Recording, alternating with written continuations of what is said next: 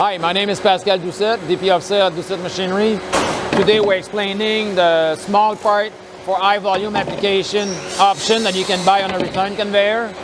So it's like a support ledge that's come down and turn your return conveyor more like just a receiving table, and all the piece will be returned very quick. So when do you select that option and when you're using it? It's when you have a high-speed edge bander up to 18-20 meters a minute. You probably doesn't need that option or to be used that option. If you go to the 25 and over meters per minute, that option may be useful when you do smaller parts. When I say smaller parts, it's somewhere between up to 24 inches long by about 6 inches wide in both directions.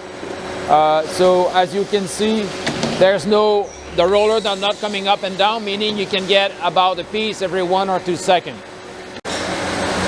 So when you're running the conveyor in normal mode, there's always a delay of about 3 or 4 seconds between each part. So you can, by the time the roller is up and catching that part again, there's about 3 or 4 seconds. When you're using the ledge as a fixed option, you can get a part every 1.5 to 2 seconds.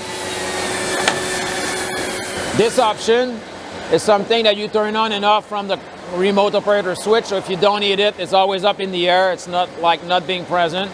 And then if you turn the speed of the edge bander, you need to run a volume of certain part of the smaller size that you combine together. This is where you will activate it.